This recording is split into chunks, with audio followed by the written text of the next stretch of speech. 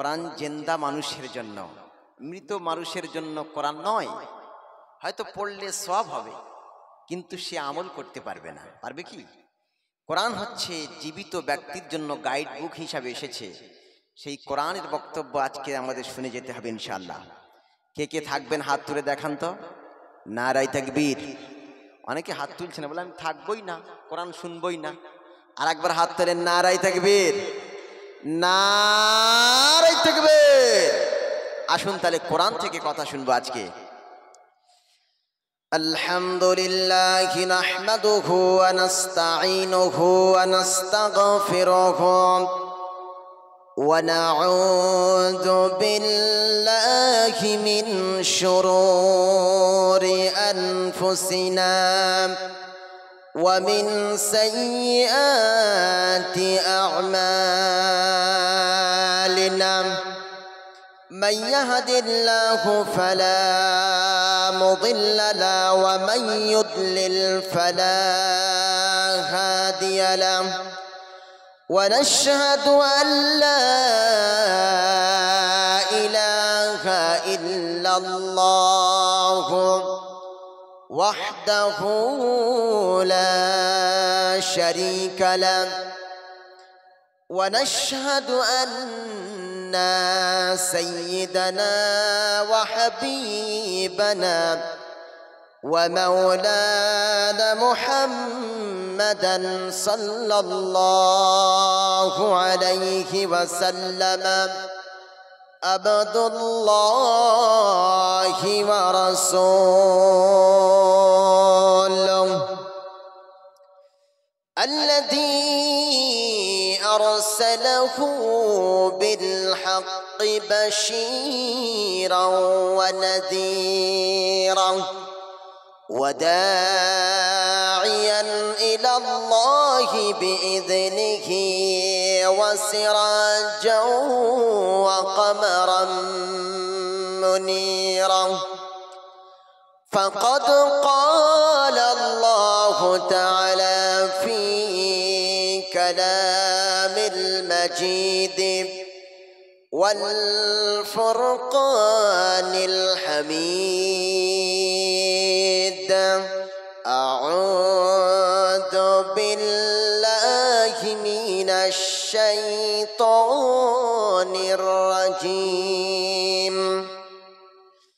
بسم الله الرحمن الرحيم. إن الله وملائكته يصلون على النبي يا أيها الذين آمنوا صلوا عليه وسلموا تسليما.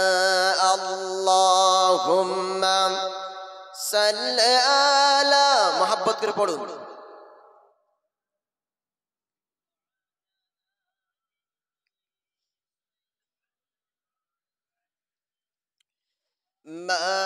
مولانا محمد আল কোরআনের শায়রি কামে নাইকো পরাজয়। এক আল্লাহর গোলাম আমি, এই তো পরিচয়, এই তো পরিচয়। আল কোরআনের শায়রি কামে নাইকো পরাজয়। এক আল্লাহর গোলাম আমি, এই তো পরিচয়, এই তো পরিচয়। জীবনের চেয়ে ইমানের দাম, জীবনের চেয়ে ইমানের দাম জানো অনেক বেশি। তবে কেন ইমান ছেড়ে জীবন পেয়ে খুশি? তোমারও ইমানের মাঝে আছে, তোমারও ইমানের মাঝে আছে মুনাফিকের জয়। এক আল্লাহর গোলাম আমি, এই তো পরিচয়, এই তো পরিচয়।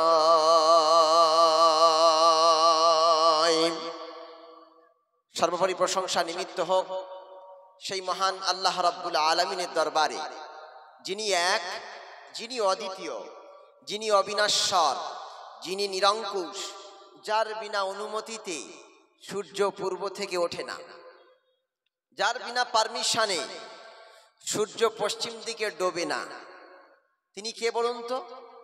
একটু জোরে বলেন, একটু আওয়াজ দিয়ে বলেন। আল্লাহ। সেই মহান শক্তিধর, মহান স্রষ্টা আল্লাহ রাব্বুল আলামিনের প্রশংসা করি, আর সবাই একটু জোরে সরে বলি আলহামদুলিল্লাহ। আর একটু জোরে বলেন। আল্লাহর নাম বলতে কষ্ট হয়? লজ্জা করে? শরম করে? না, এই বেঁচে থাকার জিন্দেগিতে যদি একবার আলহামদুলিল্লাহ বলেন, হতে পারে এই আলহামদুলিল্লাহর কারণে আপনি জান্নাতেও যেতে পারেন। একবার সুবহানাল্লাহ বলেন। আল্লাহর নবী বলছেন, কোন বান্দা যদি একবার আলহামদুলিল্লাহ বলে, কবার ভাই? একবার। একবার যদি আলহামদুলিল্লাহ বলে, আল্লাহ রাব্বুল আলামিনের রাসূল বলেন, তামলাউল মিজান, আল্লাহ রাব্বুল আলামিন মিজানের পাল্লা ভর্তি করে ওই বান্দার আমলনামায় সব লিখে দেন। জোরে বলেন সুবহানাল্লাহ। সাহাবীরা জিজ্ঞাসা করলেন, ইয়া রাসূলুল্লাহ, ইয়া হাবিবাল্লাহ, মিজানের পাল্লা তাহলে কত বড় হবে? যদি একবার আলহামদুলিল্লাহ বলার কারণে মিজানের পাল্লা ভর্তি হয়ে সব দেওয়া হয়, তাহলে মিজানের পাল্লাটা কত বড় হবে? ও কি আলু মাপা পাল্লার মতো হবে, না মূলা মাপা পাল্লার মতো হবে, না তুলা মাপা পাল্লার মতো হবে? পাল্লাটা কত বড় হবে জানার দরকার আছে না ভাই? জানার দরকার আছে। কোন বান্দা যখন একবার আলহামদুলিল্লাহ বলে, আল্লাহ তার আলহামদুলিল্লাহ বলার কারণে মিজানের পাল্লা ভর্তি করে দেয়। সাহাবীরা রাসূলকে জিজ্ঞাসা করলেন, ইয়া রাসূলুল্লাহ, তাহলে মিজানের পাল্লা কত বড় হবে? বিশ্বনবী মুহাম্মদুর রাসূলুল্লাহ সাল্লাল্লাহু আলাইহি ওয়াসাল্লাম বলেছিলেন, মা বাইনাস সামাওয়াতি ওয়াল আরদ, আসমান আর জমিনের মাঝখানে ফাঁকা জায়গা যত বড়, আল্লাহ রাব্বুল আলামিনের এক একটা মিজানের পাল্লা তত বড়। জোরে বলুন, আর একবার জোরে বলুন, মহব্বত করে বলুন না। তাহলে বোঝা গেল, কোন বান্দা যদি একবার আলহামদুলিল্লাহ বলে, আল্লাহ রাব্বুল আলামিন আসমান আর জমিনের মাঝখানে ফাঁকা জায়গা যত বড়, অত বড় জায়গা ভর্তি করে বান্দার আমলনামায় সব ঢুকিয়ে দেন। জোরে বলুন সুবহানাল্লাহ। সম্মানিত ভাইরা, আমি এসেছি কোরআন থেকে কথা বলতে। কিসের থেকে? কোরআন থেকে। আপনাদের এই জায়গার নাম কি? দেবক কাদেরিয়া সিদ্দিকিয়া এতিমখানা মাদ্রাসা, তাই তো? এই মাদ্রাসার উন্নতি কল্পে আপনারা এই মহতি জলসা দিয়েছেন। এই মহতি জলসা কোরআন কেন্দ্রিক হওয়া দরকার, কারণ এখানে কোরআনের হাফেজ তৈরি হয়। কোরআনের হাফেজ করলে কি হবে? কোরআনের হাফেজের দরকার আছে কিনা, কোরআনের হাফেজের কতটা মর্যাদা, এ সম্পর্কে কোরআনের ব্যাপারে আমি আজকে কিছু কথা বলতে চাই। আপনারা শুনবেন ইনশাআল্লাহ। আজকে কোরআন দিয়েই কথা বলবো, অন্য কোনো কথা আমি হাবিজাবি কথা বলবো না, ওই সুর টান গল্প কেচ্ছা কাহিনী বলবো না। আজকে শুধু বলবো কোরআন। কি বলবো ভাই? তাহলে থাকবেন ইনশাআল্লাহ। আসুন আমরা একটু কোরআনকে জানি। সম্মানিত ভাইরা আমার, আমরা যে সূরা ফাতিহা পড়ি, এটা কিসের অংশ? কোরআনের অংশ। তাহলে আমরা যদি কোরআন না জানি, নামাজ কি পড়তে পারবো? রোজা কি ভালো করে রাখতে পারবো? হজ করতে পারবো? যাকাত দিতে পারবো? কোরআন না জানলে আমরা ইসলামকে বুঝতে পারবো না, জানতে পারবো না, ইসলামকে আমরা প্রকৃতপক্ষে ধারণ করতে পারবো না। ওই জন্য কোরআন সম্পর্কে আপনাদের জানার দরকার আছে না নাই ভাই? আছে। আসুন তাহলে কোরআন থেকেই বলি।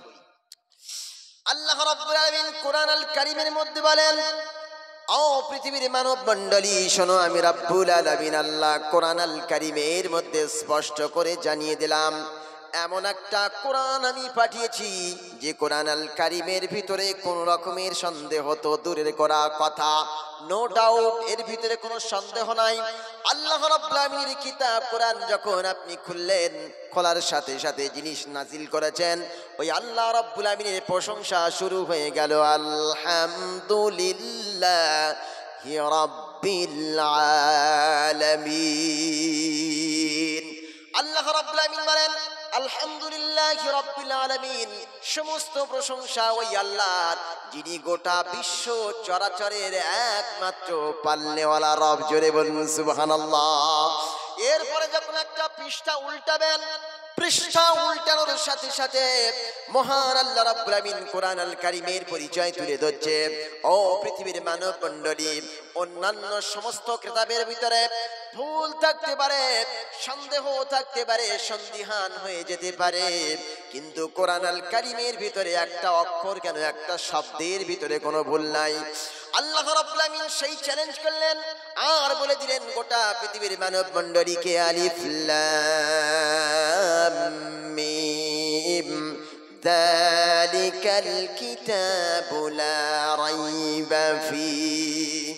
আল্লাহ পাক বলেন ওই কোরআন যখন খোলা হলো, একটা পৃষ্ঠা যখন উল্টানো হলো, উল্টানোর সাথে সাথে মহান রব্বুল আলামিন কোরআনকে নিয়ে চ্যালেঞ্জ করলেন, ওরে পৃথিবীর মানব মণ্ডলী, অন্যান্য কিতাবে ভরি ভরি ভুল পাবে, অন্যান্য কিতাবে ভরি ভরি সন্দেহ পাবে, সন্দিহান পাবে, কন্ট্রাডিকশন পাবে, একে অপরের বিরোধী বৈপরীত্য পাবে, কিন্তু এই কোরআন কারীম প্রথমবারই চ্যালেঞ্জ করছেন, লা রাইবা ফি, এই কিতাবের ভিতরে কোন রকমের সন্দেহ নাই। কি কিতাব? সন্দেহহীন কিতাব, নির্ভেজাল কিতাব, সলিড কিতাব, নিখাত কিতাব।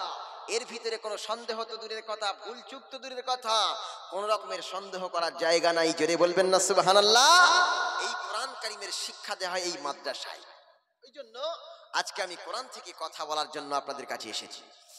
সম্মানিত ভাইরা আমার, এই কোরআন কারীম যখন আপনি শুরু করলেন, শুরু করার সাথে সাথে আপনি পড়লেন বিসমিল্লাহির রহমানির রহিম। বিসমিল্লাহর শুরুতে কি অক্ষর আছে? বা আছে, বা।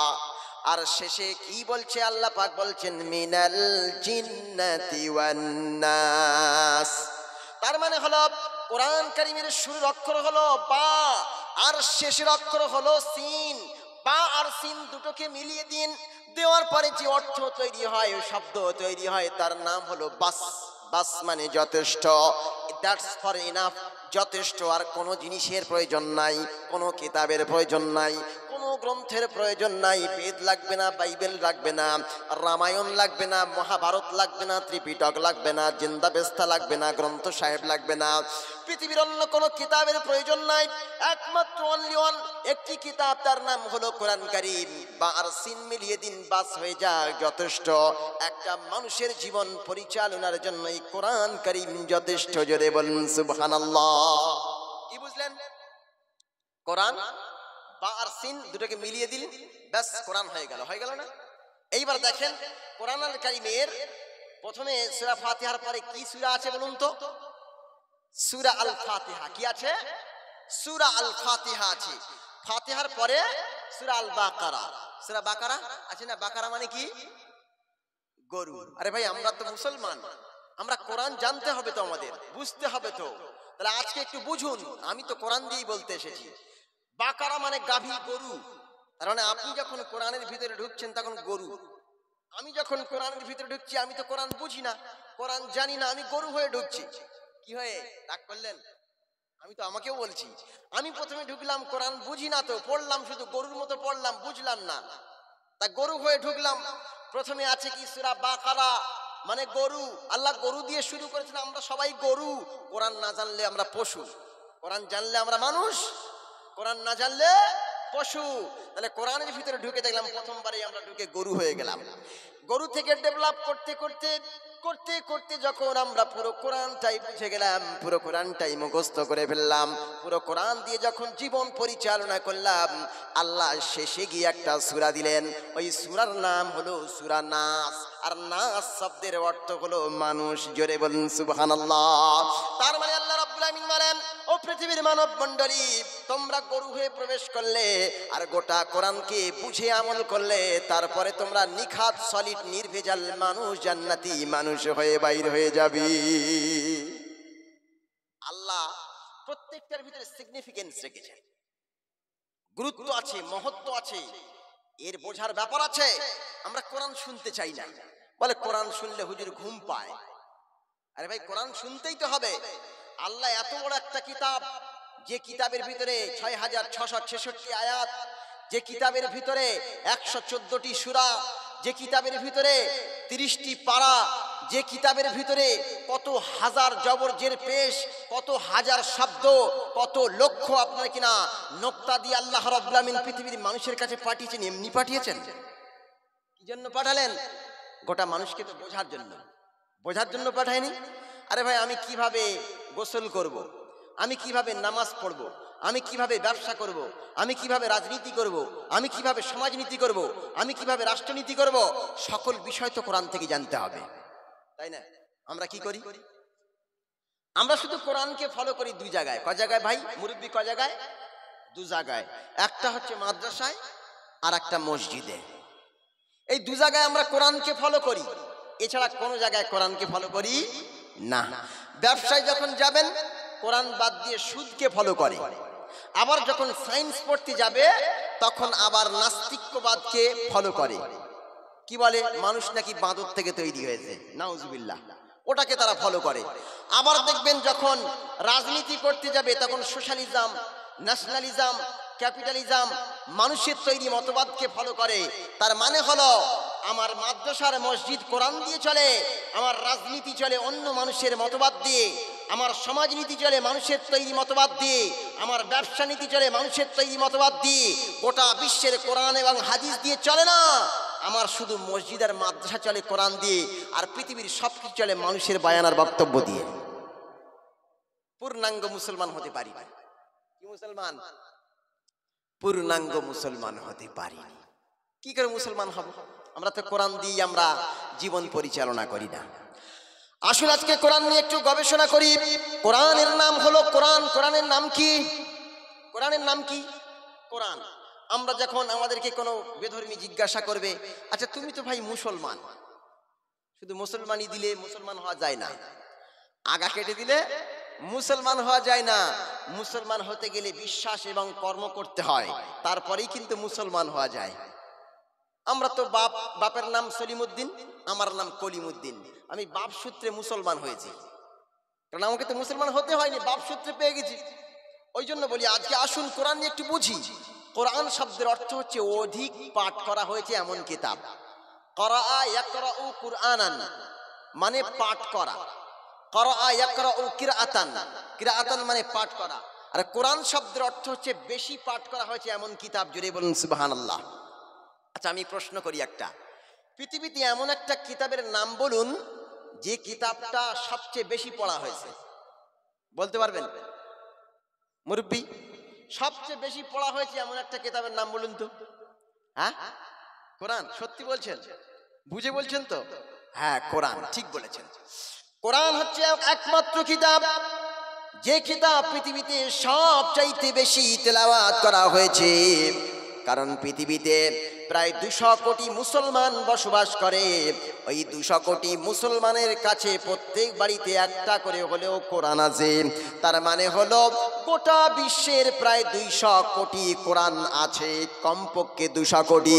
আমি ধরলাম 100 কোটি মানুষ কোরআন জানে না, 100 কোটি মানুষ কোরআন জানে। এর ভিতরে 100 কোটি মানুষ যদি কোরআন জানে, আচ্ছা বলুন তো বেদ জানে কজন, বাইবেল জানে কজন, রামায়ণ জানে কজন, জন্দাবেস্তা জানে কজন, ত্রিপিটক জানে কজন? এরকম কোন ধর্মগ্রন্থের কোনো আপনার কিনা পড়ুয়া পাবেন না, খুব অল্প সংখ্যক পাবেন। কিন্তু কোরআন এমন একটা কিতাব গোটা বিশ্বের সকল মুসলমান প্রতিদিন একবার হলেও পড়ে। জোরে বলুন সুবহানাল্লাহ। কিভাবে? কেউ বা আলহামদুলিল্লাহ পড়ে, কেউ বা সুবহানাল্লাহ পড়ে, কেউ বা নামাজের ভিতরে পড়ে, কেউ বা কোরআন তেলাওয়াত করে, কেউ বা কোনো দোয়া দরুদ পড়ে। এর মাধ্যমেই প্রতিটা মুসলমান একবার হলেও কোরআনের একটা আয়াত পড়ে। জোরে বলবেন না সুবহানাল্লাহ? শুধু তাই নয়, একটু বিজ্ঞান ভিত্তিক বুঝুন। আল্লাহ রাব্বুল আমিন গোটা বিশ্বকে ডিম্বাকৃতি করেছেন। একদিকে যদি মাগরিব হয় অন্যদিকে ফজর, একদিকে যদি আসর হয় অন্যদিকে মাগরিব, একদিকে যদি এশা হয় অন্যদিকে জোহর। এইভাবে গোটা বিশ্বকে আল্লাহ রাব্বুল আমিন ডিম্বাকৃতি বানিয়েছে। জাপানে যখন সূর্য উঠল, জাপানে সূর্য ওঠার পরে জাপানের মানুষেরা কোরআন পড়তে শুরু করলো, জাপানের ইমাম সাহেবরা কেরাত পড়তে শুরু করলো, জাপানের মক্তবগুলো খোলা শুরু হয়ে গেল, জাপানের মাদ্রাসাগুলো চলতে শুরু করলো, জাপানের মায়েরা বোনেরা কোরআন তেলাওয়াত করতে শুরু করলো। জাপানের কারি সাহেবরা, মাওলানা মুহাদ্দিস মুফতি সাহেবরা কোরআন পড়তে শুরু করলো। আলহামদুলিল্লাহি রাব্বিল আলামিন, জোরে বলেন আল্লাহু আকবার। জাপানের পরে আবার সূর্য উঠলো কোথায়? বাংলাদেশে। বাংলাদেশের পরে আবার সূর্য উঠলো ইন্ডিয়ায়। ইন্ডিয়ায় যখন সূর্য উঠলো তার আগে ফজরের নামাজে কোরআন তেলাওয়াত হচ্ছে। আবার মাদ্রাসাগুলো শুরু হয়ে গেল, মক্তবগুলো শুরু হয়ে গেল, বিশ্ববিদ্যালয় আর স্কুলগুলো শুরু হয়ে গেল, আরবি পড়া শুরু হয়ে গেল, কোরআন পড়া শুরু হয়ে গেল। এরপরে পাকিস্তানের সূর্য উঠলো, আফগানিস্তানের সূর্য উঠলো, আপনার কিনা জর্ডানের সূর্য উঠলো, তুরস্কে সূর্য উঠলো, এরপরে আপনার কিনা রাশিয়ায় সূর্য উঠলো, ইরাকে সূর্য উঠলো, ইরানে সূর্য উঠলো, আরবে সূর্য উঠলো, কানাডায় সূর্য উঠলো। এমনি করে সূর্য উঠছে আর ডুবছে, প্রতিটা মুহূর্তে কোরআনের বর্ণনার, কোরআনের তেলাওয়াত শুরু হয়ে গিয়েছি। এমন একটা কিতাব, যে কিতাবের চাইতে বেশি পড়া হয়েছে এমন কোন কিতাব নাই। অনলি ওয়ান কিতাব। এই কিতাবের মতো এত ছাপা হয়েছে এমন কিতাবও নাই। জোরে বলবেন না সুবহানাল্লাহ। কোরআনের চাইতে বেশি ছাপানো হয়েছে এরকম কোন কিতাব আছে? নাই। কারণ কোরআন প্রতিটা সেকেন্ডে মুহূর্তে কিতাব বান্ডিং হচ্ছে, আর পৃথিবীর এক প্রান্ত থেকে অপর প্রান্তরে এই কিতাবগুলো পৌঁছে যাচ্ছে। জোরে বলুন সুবহানাল্লাহ। আল্লাহ কিতাব বলেছেন। কাতাবা ইয়াকতুবু মানে লেখা। কাতাবা ইয়াকতুবু মানে কি? বুঝতে পারছেন না আমার কথা? বাংলায় বলছি ভাই। কাতাবা ইয়াকতুবু মানে লেখা, আর এই কিতাব, কাতাবা ইয়াকতুবু থেকে কিতাব এসেছে। আল্লাহ কোরআনের একটা নাম বলেছেন কিতাব। কি কিতাব? কিতাব। ওই কিতাব প্রতিটা মুহূর্তে লেখা হচ্ছে, ছাপানো হচ্ছে, কম্পিউটার লেখা হচ্ছে, ছাপা হচ্ছে, বান্ডিং হচ্ছে, এবং গোটা বিশ্বে ছড়িয়ে পড়ছে কোরআন। জোরে বলুন সুবহানাল্লাহ। সম্মানিত ভাইরা আমার, আমরা যে কোরআন কারীম পড়ি, ওই কোরআনের নাম কি? কোরআন। কিন্তু আমরা বলি কি? কোরআন শরীফ। কি বলি আমরা? কোরআন শরীফ বলি। কিন্তু কোন কোরআনের গায়ে কি লেখা আছে? কোরআন শরীফ। কোরআনের ভিতরে কোথাও পাবেন না কোরআন শরীফ লেখা আছে। গোটা কোরআন খুলবেন আপনি, 30 পারা কোরআন দেখবেন, পড়ে পড়ে দেখবেন, কোথাও কিন্তু কোরআন শরীফ লেখা নাই। আছে দাদু? আছে? নেই। গোটা কোরআন আপনি তন্ন তন্ন করে খুঁজে একবার দেখুন, গোটা কোরআন কারিমে কোথাও কোরআন শরীফ নাই। তাহলে মুসলমানেরা যে কোরআন শরীফ বলে, ওই কোরআন শরীফটাই তো কোরআনের ভিতরে নাই। রেখে যাবেন না। বেদের নামটা বেদের ভিতরে নাই, রামায়ণের নামটা রামায়ণের ভিতরে নাই, জেন্দাবেস্তার নামটা জেন্দাবেস্তার ভিতরে নাই, ত্রিপিটকের নামটা ত্রিপিটকের ভিতরে নাই। কিন্তু কোরআনের নাম যদি কোরআনের ভিতরে না থাকে, তাহলে তো বলবে অন্য ধর্মগ্রন্থের মতো এটাও একটা গ্রন্থ, তাই না? আমার কথা বুঝতে পারছেন? তাহলে কোরআন শরীফ কোরআনের ভিতরে কোথাও নাই। তাহলে কি আছে? কোরআনের ভিতরে আছে কোরআন কারীম। কি আছে? কোরআন কারীম। কোরআন মাজিদ। কি আছে? কোরআন মাজিদ। কোরআন হাকিম। কি আছে? কোরআন হাকিম। কোরআন কিতাব। কিতাব। কোরআনের নাম কিতাব। কোরআনের নাম হচ্ছে কোরআন আজিম। কোরআনের নাম হচ্ছে বায়ান। কোরআনের নাম হচ্ছে জিকির। কোরআনের বহু নাম আছে, তার মধ্যে অনেকগুলো নাম আমি আপনাদের সম্মুখে বললাম। একটা একটা করে দলিল নেন। আল্লাহ রাব্বুল আমিন 22 নম্বর পারা শুরুতে আল্লাহ সূরা ইয়াসিনের প্রথমে বলছেন ইয়াসিন ওয়াল কুরআনিল হাকিম। তাহলে একটা কোরআন, এই কোরআনের নাম হলো কোরআন হাকিম।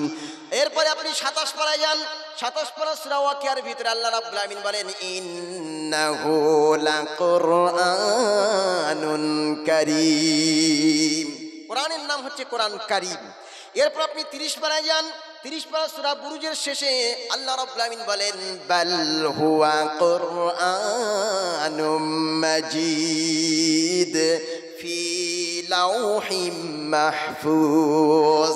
এই কোরআনের নাম হচ্ছে কোরআন মাজিদ। মাজিদ মানে কি? পবিত্র। কোরআন পবিত্র। আল্লাহ রাব্বুল আমিন পবিত্র। ইন্নাল্লাহা তাহির, ইন্নাল্লাহা ইউহিব্বুল মুতাতাহহিরিন। আর আল্লাহ রাব্বুল আমিন পবিত্র, আর পবিত্রকেই ভালোবাসেন। তাহলে কোরআন পবিত্র, আল্লাহ পবিত্র। ওই কোরআন যারা পড়বে তাদের পবিত্র হওয়া লাগবে না? লা ইয়ামুসসুহু ইল্লাল মুতাহহারুন। এই কোরআন তোমরা বিনা অজুতে, বিনা পবিত্রতায় স্পর্শ করো না। আছে না কোরআনে? তাহলে কোরআন মাজিদ মানে পবিত্র। এরপর আসুন, কোরআনের নাম হচ্ছে আজিম। আল্লাহ রাব্বুল আমিন কোরআন আল কারীমের মধ্যে বলেন ওয়ালাকাদ আতাইনাকা সাবআম মিনাল মাসানি ওয়াল কুরআনাল আযীম। আল্লাহ বলছেন ওয়ালাকাদ আতাইনাকা, ও নবী আমি তোমাকে দান করেছি সাবআম মিনাল মাসানি, সপ্ত নিত্য পাঠনীয় বাক্য, তার মানে সূরা ফাতিহা। আর বলছে ওয়াল কুরআনাল আযীম, আমি এক মহা গ্রন্থ কোরআন আল কারীম নাজিল করেছি। জোরে বলুন সুবহানাল্লাহ। এরপর আল্লাহ রাব্বুল আলামিন বলেন এই কোরআনের নাম হচ্ছে জিকির। কোরআনের নাম কি? কোরআনের নাম হলো জিকির। আল্লাহ পাক বলেন ইন্না নাহনু নাযালনা যিকরা ওয়া ইন্না লাহু লাহাফিজুন। আল্লাহ পাক বলেন এই কোরআনের নাম হলো জিকির। আমরা জিকির মানে মনে করি লা ইলাহা ইল্লাল্লাহ, সুবহানাল্লাহ, আলহামদুলিল্লাহ, ওয়ালা ইলাহা ইল্লাল্লাহ, এর নাম জিকির বটে, কিন্তু কোরআন হলো সবচাইতে বড় জিকির। আল্লাহ রাব্বুল আমিন বলেন ইন্না নাহনু নাযালনা যিকরা, আমি কোরআনের আরো একটা নাম দিলাম জিকির। জোরে বলুন সুবহানাল্লাহ। কোরআনের নাম কি? জিকির। আরেকটা নাম হচ্ছে কোরআনের নাম হচ্ছে কি? ফুরকান। কি নাম? ফুরকান।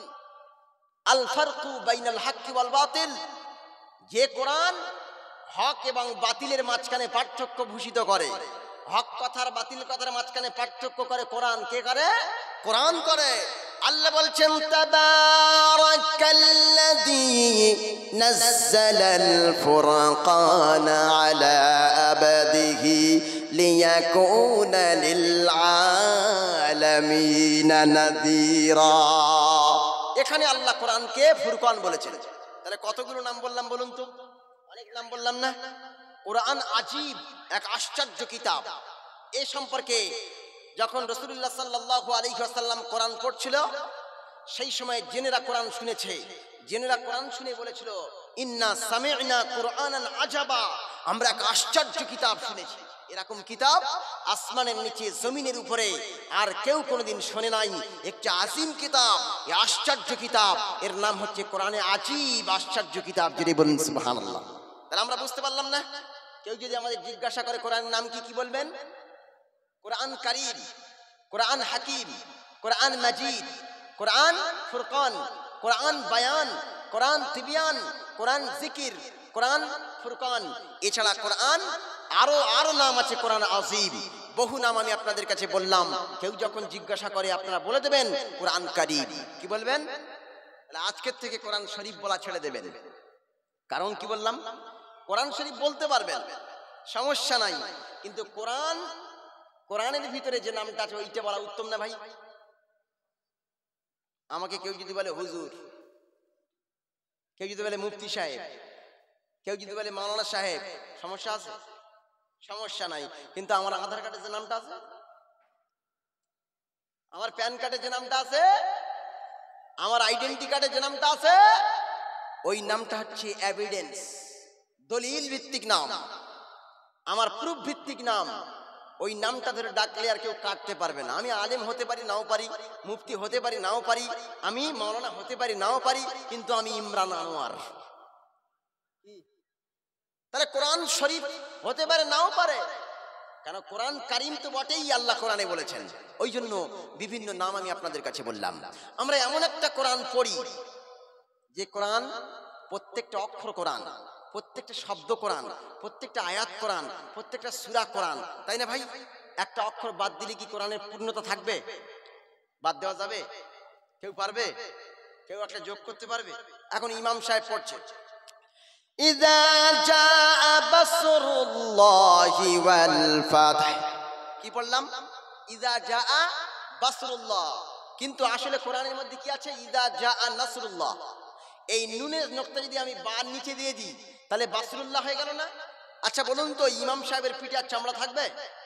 যদি জোর করে পড়ে যে আমি ইযা জাআ নাসরুল্লাহ আল্লাহ নাযিল করেছে, আমি একটু ওই উপরটা আমার উচ্চারণ হচ্ছে না, ওটা নিচে দিয়ে বাসরুল্লাহ পড়লাম, কোরআন থাকবে? আর চেঞ্জ হয়ে যাবে। এ ক্ষমতা কারো আছে পৃথিবীর? এমনকি মুহাম্মদ সাল্লাল্লাহু আলাইহি ওয়াসাল্লাম কি পারবেন? অনেকে চুপ করে আছে, বলে হ্যাঁ মুহাম্মদ সাল্লাল্লাহু আলাইহি ওয়াসাল্লাম পারবেন না। মুহাম্মদ সাল্লাল্লাহু আলাইহি ওয়াসাল্লামের কোনো অথরিটি নাই এই কোরআনের ভিতরে হাত দেওয়ার।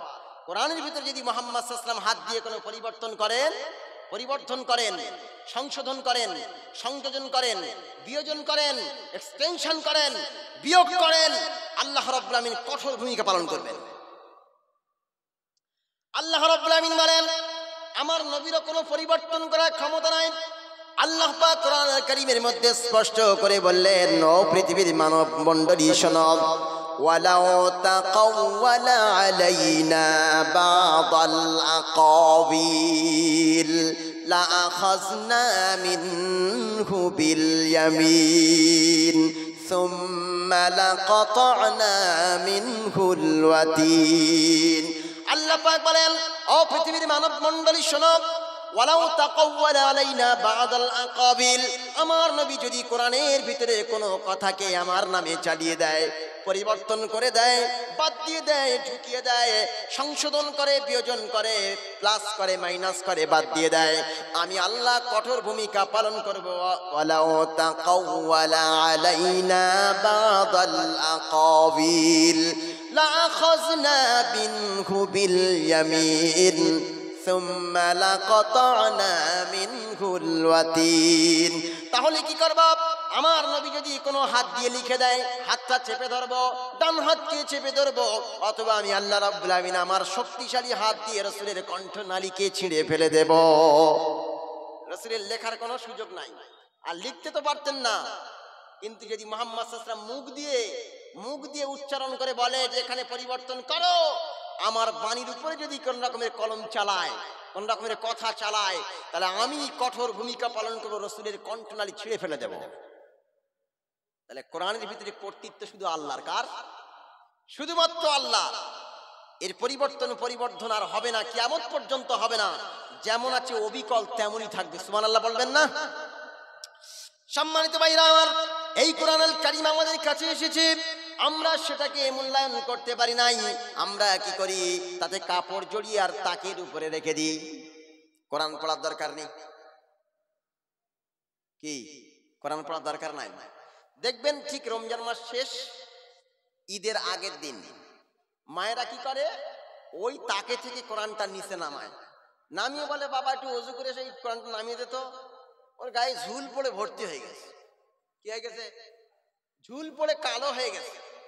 খুলেও দেখে না, একবার দেখলো না যে উই পোকা খেলো, না ঘুরঘুরে পোকা খেলো, না অন্য কোনো পোকা খেয়ে ফেললো। একবারও দেখে না যে কোরআন পড়ার দরকার আছে না নাই, সেটাও কেউ গুরুত্ব সহকারে বোঝে না যে কোরআন পড়তে হবে। আল্লাহ এমনি নাজিল করলেন, শুধু খালি মাদ্রাসায় কোরআনটা দিয়েছো, ওই কোরআন শরীফটা শুধু হাফেজ সাহেবরা পড়বে আর মাওলানা পড়বে, আমাদের পড়ার দরকার নেই। কারণ তো কোরআন এসে তো হাফেজ সাহেব আর মৌলী সাহেবদের জন্য। হ্যাঁ, শুধু কি হাফেজ সাহেবদের আর মৌলী সাহেবদের জন্য কোরআন এসছে? কথা বলবেন তো? শুধু কি হাফেজ সাহেব আর মৌলী সাহেবদের জন্য কোরআন এসেছে, না সবার জন্য? হ্যাঁ, আমরা কি সবাই কোরআন পড়তে পারি? পারি না। আমার প্রিয় ভাইরা, মরে যাওয়ার আগে অন্তত কোরআনটা পড়ে যান, বুঝে যান। আমি আপনাদেরকে এই পরামর্শ দিয়ে যাব, অন্তত আপনি আপনার স্ত্রী যদি জানে তার কাছে বসুন। লজ্জা নেই, শিক্ষায় লজ্জা নেই। লজ্জা হচ্ছে অলসতায়, লজ্জা হচ্ছে মূর্খতায়, লজ্জা হচ্ছে গোমরাহিতে। শিক্ষায় কোনো লজ্জা নাই। আপনার মেয়ে যদি কোরআন জানে তার কাছে বসুন, আম্মু এটা বলে দাও তো কোনটা আলিফ, কোনটা বা, কোনটা তা আমি চিনে নি। আপনি স্ত্রীর কাছে বসুন, স্ত্রী বলুন তো এটা কোনটা কি, অন্তত শেখার চেষ্টা করুন। আপনার মেয়ের কাছে, মায়ের কাছে, বোনের কাছে, ভাইয়ের কাছে, যে আপনার পরিবারে কোরআন জানে অন্তত তার কাছে বসুন। এই কোরআন ছাড়া আপনি বেকার হয়ে যাবেন। আল্লাহর নবী বলেন, আল্লাহর হাবিব বলেন, ইন্নাল্লাযী লাইসা ফী জাওফিহি শাইয়্যুম মিনাল কুরআনি কাল বাইতিল খরিফ। আল্লাহর নবী বলেন, আল্লাহর হাবিব বলেন, ইন্নাল্লাযী লাইসা ফী জাওফিহি শাইয়্যুম মিনাল কুরআন, যে ব্যক্তির ভিতরে কোরআনের কোনো অংশ নাই, কোরআনের কোনো পাঠ নাই, কোরআনের কোনো শিক্ষা নাই, কোরআনের কোনো তালিম নাই, কোরআনের কোনো বায়ান নাই, কোরআনের কোনো বক্তব্য নাই, কোরআন যে পড়তে জানে না, কোরআন যে বোঝে না, কোরআন দিয়ে যে আমল করে না, তার অন্তরটা হচ্ছে বিরান বাড়ির মতো, পোড়ো বাড়ি, ভাঙা বাড়ির মতো। কি বাড়ির মতো ভাই? যাদের অন্তরে কোরআন নাই তাদের অন্তরটা কি বলেন? আরে ভাই জানেন না বলে তা বলবেন তো। তাদের অন্তরটা হচ্ছে বিরান বাড়ির মতো, ভাঙা বাড়ি, পোড়ো বাড়ি। পোড়ো বাড়িতে আর ভাঙা বাড়িতে কারা থাকে বলুন তো? কি থাকে বলেন? আরে ভাই, ভাঙা বাড়ি পোড়ো বাড়ি 50 বছর কেউ সেখানে ঢোকেনি, কি থাকে? সাপ। আর অনেক জায়গায় বলে ভূত থাকে, ভূত। আচ্ছা, ভূত বলে কেউ আছে? কেউ বলতে পারবেন যে ভূত বলে কিছু আছে? না। এই পৃথিবীতে দুটো জাতি আছে, একটা জিন জাতি, একটা ইনসান জাতি। একটা জিন, একটা মানব। এই দুই জাতি ছাড়া কোনো জাতি বসবাস করে না। তাহলে ভূত আপনি কোথায় পাবেন? যে অন্তরে কোরআন নাই, ওই অন্তরটা হলো পোড়ো বাড়ির মতো। বিশ্বনবী মুহাম্মদুর রাসূলুল্লাহ সাল্লাল্লাহু আলাইহি ওয়াসাল্লাম বললেন, তার অন্তরটা হলো পোড়ো বাড়ির মতো। পোড়ো বাড়িতে যেমন সরীসৃপ জাতীয় প্রাণী থাকে, টিকটিকি থাকে, গিরগিটি থাকে, সাপ থাকে, বিচ্ছু থাকে, আরশোলা থাকে, সেই বাড়িতে যেমন আপনার কিনা যে অন্তরের ভিতরে কোরআন নাই, ওই অন্তরটা হচ্ছে বিরান বাড়ির মতো। ওই অন্তরের ভিতরে গান থাকে, বাজনা থাকে, থিয়েটার থাকে, অশ্লীল জিনিসপত্র সেখানে বসবাস করে। যার অন্তরে কোরআন আছে, তার অন্তরটা হচ্ছে চাকচিক্যময় সুন্দর বাড়ির মতো। জোরে বলুন সুবহানাল্লাহ। আর যে অন্তরে কোরআন নাই, যে অন্তরে কোরআনের কোনো পাঠ নাই, তালিম নাই, বয়ান নাই, বক্তব্য নাই, ওই অন্তরটা হচ্ছে পোড়ো বাড়ির মতো। তাহলে আপনি কি চান আপনার অন্তরটা পোড়ো বাড়ি হোক না চকচকে বাড়ি হোক? কি চান? আমরা দুনিয়ার বাড়িটা চাই চকচকে। আমার বাড়িটা পাথর লাগানো, টাইলস লাগানো, প্যারিশ করা, পুট্টি করা, রং করা, ঝকঝক করা, আপনার কিনা সুন্দর লাইট লাগানো, তারপরে এলইডি লাইট লাগানো, তারপরে ঝাড়বাতি লাগানো। গিন্নিকে বলেন, ওই বহু টাকা খরচা করে ঘরটা বানিয়েছে, তুমি কি মোছা লাগাবে না? তুমি কি পোছা লাগাবে না? দেখতে পাচ্ছ না লাইটটা কেমন নোংরা হয়ে আছে, ঝুল পড়ে আছে, ঘরটার ভিতরে ময়লা নোংরা হয়ে আছে, দুর্গন্ধময় হয়ে আছে, দেখতে পাচ্ছ না? আমরা দেখি বাড়ির চাকচিক্য আর সৌন্দর্যটা, কিন্তু আমার ভিতরটা ডাস্টবিন হয়ে গেছে, আমার ভিতরটা নোংরা হয়ে গেছে, আমার ভিতরটা পুরো বাড়ি হয়ে গেছে, আমার ভিতরটা নোংরা অশ্লীল ঝুলে ভর্তি হয়ে গেছে। কিন্তু আমরা একবারও চেষ্টা করি না যে সেটাকে পরিপূর্ণভাবে পরিষ্কার করি। করেছি কোনোদিন? আচ্ছা, কে কে কোরআন শিখবেন একবার হাত তোলেন দেখি। অন্তত মরার আগে একবার শিখে যেতে হবে, হাত তোলেন। ওই যুবক ভাইদের দেখেন, কোরআন শিখবেন ইনশাআল্লাহ। এখন যদি কোরআন শিখতে শিখতে মারা যান, খোদার কসম করে বলছি, আপনি তালিমে কোরআন, কোরআনের ছাত্র হিসেবে মারা গেলেই আল্লাহ রাব্বুল আমিন আপনাকে জান্নাত প্রবেশ করাবেন। জোরে বলুন সুবহানাল্লাহ। কোরআন শিখবেন তো ভাই? আপনাদের যাদের ছেলে হয়েছে, মেয়ে হয়েছে, প্রত্যেককে কোরআন শিক্ষা দেবেন। কোরআনের শিক্ষা দিলে আপনি শুধু কোরআন শিখিয়ে দেবেন, তার ভিতরে কোরআন ঢুকিয়ে দেবেন, ওই কোরআন তাকে গোটা পৃথিবীর সব জ্ঞান শিখিয়ে দেবে। জোরে বলুন সুবহানাল্লাহ। সম্মানিত ভাইরা আমার, যারা কোরআনুল কারীমের শিক্ষা অর্জন করে, এদের সম্মানের কোনো অভাব হয় না। এদের সম্মান নিয়ে কেউ 2 নম্বরি আর চিটারি আর বাটপারি করতে পারে না, কারণ এদের সম্মানটা স্বয়ং আল্লাহ রাব্বুল আমিন দান করেন। কারণ আল্লাহ হচ্ছে সম্মানিত, সম্মানিত কিতাব নাজিল করেছেন, আর সম্মানিত নবীর উপরে কিতাব নাজিল করেছেন। কোন বান্দা যদি কোরআন কারীম সম্মানিত কোরআনকে বুকে ধারণ করে, আল্লাহ রাব্বুল আমিন তার সম্মান আর মর্যাদা বাড়িয়ে দেন। জোরে বলুন সুবহানাল্লাহ। কারণ কোরআন ছিল লৌহে মাহফুজে, লৌহে মাহফুজের মর্যাদা বাড়িয়ে দিয়েছেন। কোরআন নিয়ে এসেছে এক ফারিস্তা, তার মর্যাদা আল্লাহ বাড়িয়ে দিয়েছে। কোরআন এসেছে বাইতুল মামুরে রাখা হয়েছিল, বাইতুল মামুরের মর্যাদা বেড়ে গিয়েছে। কোরআন এসেছে রমজান মাসে, রমজান মাসের মর্যাদা বেড়ে গিয়েছে। কোরআন এসেছে আপনার কিনা কদরের রাত্রিতে, রাতের মর্যাদা বেড়েছে। কোরআন এসেছে মুহাম্মদ সাল্লাল্লাহু আলাইহি ওয়াসাল্লামের উপরে, মুহাম্মদ সাল্লাল্লাহু আলাইহি ওয়াসাল্লামের মর্যাদা বেড়ে গিয়েছে। পৃথিবীর যত বড় বড় আলেম আছে, কোরআন দিয়ে প্রত্যেকেই কোরআন দিয়ে জীবন যাপন করেছে, তাদের মর্যাদা বেড়ে গিয়েছে। কোরআন কারীম এই মাইকে বলা হচ্ছে, মাইকের মর্যাদা বেড়ে গিয়েছে। কোরআন কারীম এই স্টেজে বসে বলা হচ্ছে, স্টেজের মর্যাদা বেড়ে গিয়েছে। কোরআনের গায়ে যে কাপড় লাগানো থাকে, ওর গায়ে লাগানোর কারণে কোরআনের মর্যাদা, কাপড়ের মর্যাদা বেড়ে গিয়েছে। কোরআনের নিচে যে কাঠটা, রেহেল কাঠটা থাকে, ওই রেহেল কাঠটা কোরআনের সঙ্গে লেগে যাওয়ার কারণে মর্যাদা বেড়ে গিয়েছে। এখন বলুন তো, আমি উপরে কেন আর আপনারা নিচে কেন? বলেন দেখি, আমি এর উপরে কেন আর আপনারা নিচে বসে কেন? কি পার্থক্য? কোরআনের পার্থক্য। আমি কোরআন বলছি, আল্লাহ কোরআনকে সম্মানিত করেছে, ওই জন্য আপনারা সম্মান দিয়ে এই উঁচু জায়গায় বসে বর্ণনা করার জন্য স্টেজ তৈরি করেছেন। আচ্ছা, এই স্টেজে কি সম্মান দিত কেউ? যদি এখানে কোরআন না বলা হতো, যদি ডান্স হতো,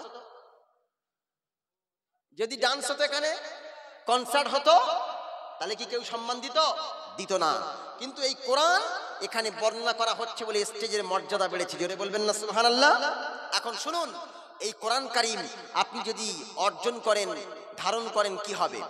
আল্লাহর নবী বলেন, আল্লাহর হাবিব বলেন, মান ক্বরাআল কুরআনা ওয়া হাফিজাহু আদখালাহুল্লাহুল জান্নাহ।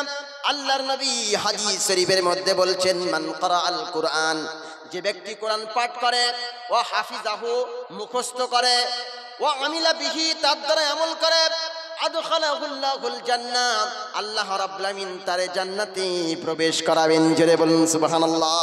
তাহলে কোরআন পড়লে জান্নাত, কোরআন মুখস্থ করলে জান্নাত, কোরআন দিয়ে আমল করে জীবন যাপন করলে জান্নাত। আমরা মনে করি আমার ছেলেকে 3 বছর 4 বছর পড়ালাম, পড়ানোর পরে হাফেজ হয়ে গেল, আমার ছেলের জন্য জান্নাত অবধারিত হয়ে গেল। না, এরকম কথা হাদিসের ভাষায় নেই। হাদিসের ভাষায় এসেছে, মান ক্বরাআল কুরআন ওয়া হাফিজাহু ওয়া আমিলা বিহি, এর ব্যাপারে আমল করেছে, মুখস্থ করেছে, আমল করেছে এবং সেই অনুযায়ী জীবন যাপন করে মৃত্যুবরণ করেছে, তার জন্য আল্লাহ জান্নাত দেবেন। জোরে বলবেন না সুবহানাল্লাহ? আপনি শুধু 30 পারা মুখস্থ করলেই জান্নাত পেয়ে যাবেন?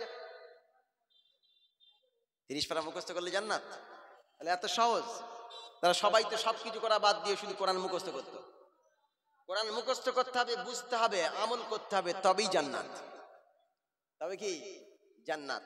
আর একটা পরামর্শ আমি আপনাদেরকে দেব, আল্লাহর কথা কি আপনারা জানতে চান, বুঝতে চান?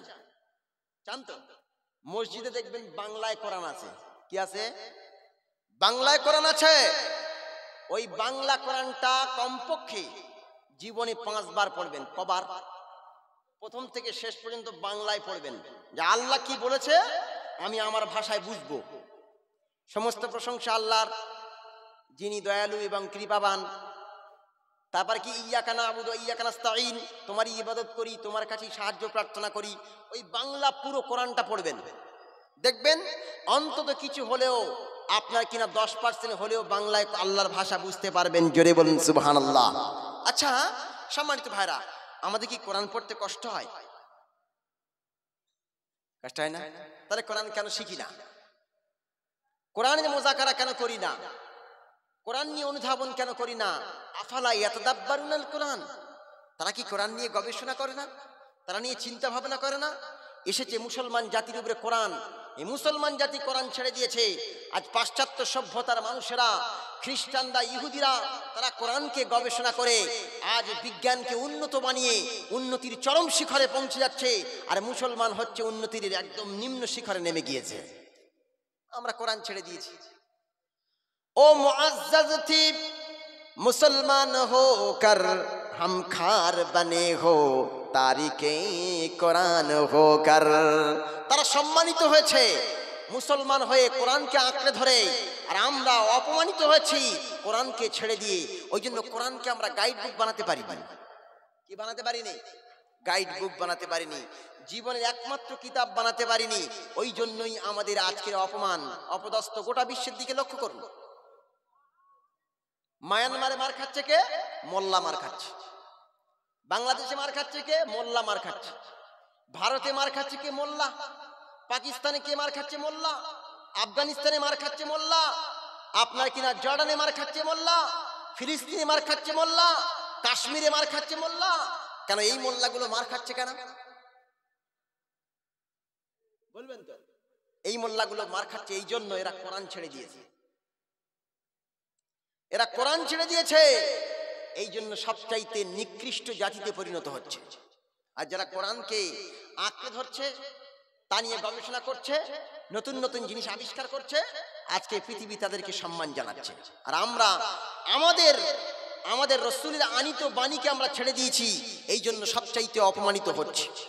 সম্মানিত ভাইরা আমার, আল্লাহ রাব্বুল আলামিন কোরআন আল কারীমের মধ্যে বলেন, ও পৃথিবীর মানব মণ্ডলী শোনো, আমি রাব্বুল আলামিন আল্লাহ এই যে কোরআন কারীম নাজিল করলাম, এই কোরআন কারীম নিজেই তার পরিচয় দিতে পারে, নিজেই তার বয়ান বক্তব্য করতে পারে। পৃথিবীর মানুষ তার নিজের পরিচয় দিতে পারে না, এমনকি কোরআন কারীম নিজেই পরিচয় দিতে পারে। এমনকি কোনো বেদকে জিজ্ঞাসা করুন, বেদ তার পরিচয় দিতে পারবে না। রামায়ণকে জিজ্ঞাসা করুন, রামায়ণ পরিচয় দিতে পারবে না। জেন্দাবেস্তাকে জিজ্ঞাসা করুন, জেন্দাবেস্তাও তার পরিচয় দিতে পারবে না। পৃথিবীর যত ধর্মগ্রন্থ আছে, ধর্মগ্রন্থ তার ভাষা দিয়ে, বাণী দিয়ে কোনো পরিচয় দিতে পারবে না। একমাত্র কোরআন কারীম পরিচয় দিতে পারবে। জোরে বলুন সুবহানাল্লাহ। কে পরিচয় দিতে পারবে? আমাদের মুখ আছে, আমরা পরিচয় দিই না। আমার নাম ইমরান আনোয়ার, আমার গ্রাম অমুক, আমার থানা অমুক, আমার জেলা অমুক, আমার রাজ্য অমুক, আমার দেশ অমুক, তাই না? আমার বাপের নাম এই, আমার মায়ের নাম এই, আমি এই করি ওই করি, আমার মুখ আছে, আমি পরিচয় দিতে পারি। কিন্তু একটা কোরআন কি করে পরিচয় দেবে? আমরা তো হাফেজখানা করেছি, এখানে হাফেজ সাহেবরা পড়ে, মুখস্থ করে, এই কোরআন দিয়ে জীবন যাপন করবে, তাই না? তাহলে এই কোরআন আজকে দেখুন, আজকে আমি কোরআন দিয়ে কোরআনের পরিচয় দিয়ে যাচ্ছি। শুনুন সম্মানিত ভাই আমার, কোরআন কারীমকে যদি কেউ জিজ্ঞাসা করে, ওরে কোরআন আজকে এই দেবকের মানুষদেরকে বলে দে, তোর নাম কি, তোর বাড়ি কোথায়, তোকে কে নাজিল করলো? আজকে যদি কোরআনকে জিজ্ঞাসা করি, ওরে কোরআন বলে দে তোকে কে নাজিল করলো, সঙ্গে সঙ্গে কোরআন আল কারীম তার নিজের ভাষায় বলবে, নাজ্জালাল ফুরকান আলা আবদিহি লিয়াকুনা লিল আলামিন নাযীরা। আল্লাহ রাব্বুল আলামিন কোরআন আল কারীমের মধ্যে অন্য আয়াতে বলছেন, ও পৃথিবীর মানুষেরা শোনো, আমি রাব্বুল আলামিন আল্লাহ এই কোরআন কারীমকে গোটা পৃথিবীর মানুষের জন্য নাজিল করেছি। তানজিলাম মির রাব্বিল আলামিন। কোরআন নাজিল করেছে কে বলুন তো? কে? আল্লাহ। কে নাজিল করেছে? আরে ভাই, আমরা মুসলমান যদি এগুলো বলতে না পারি তাহলে তো দুর্ভাগ্য আমাদের। কোরআন নাজিল করেছে কে? আরে ভাই জোরে বলেন না। আল্লাহ নাজিল করেছে। এবার আমরা বুঝতে পারলাম কোরআন নাজিল করেছে আল্লাহ। এবার যদি প্রশ্ন করি, তাহলে কোরআন কি একা এসেছে না কারোর সঙ্গে এসেছে? কোরআন কি একা একা এসেছে নাকি কারোর সঙ্গে এসেছে? আল্লাহ কোরআনে অনেক জায়গায় বলেছেন, নাযালা বিহি রূহুল আমিন। রূহুল আমিন ফেরেশতা, তার মানে হলো জিবরিল আমিন ফেরেশতা, জেনুইন অথেন্টিক স্পেশাল মেসেঞ্জার জিবরিল আলাইহিস সালাম এই কোরআন কারীমকে নিয়ে এসেছেন। আবার অন্য আয়াতে পাওয়া যায়, ফালা উকসিমু বিমা তুবসিরুন ওয়া মা লা তুবসিরুন ইন্নাহু লাকাউলু রাসূলিন কারীম। ইন্নাহু লাকাউলু রাসূলিন কারীম, এটা এক সম্মানিত ফেরেশতা জিবরিল আমিনের আনিত বাণী। জোরে বলুন সুবহানাল্লাহ। তাহলে প্রথম বুঝলাম যে কোরআন কে নাজিল করেছে? আল্লাহ। দ্বিতীয় বুঝলাম কি, কার সাথে এসেছে? জিবরিল আমিনের সাথে। এইবার বলবো যে কোরআন কার উপরে নাজিল হয়েছে?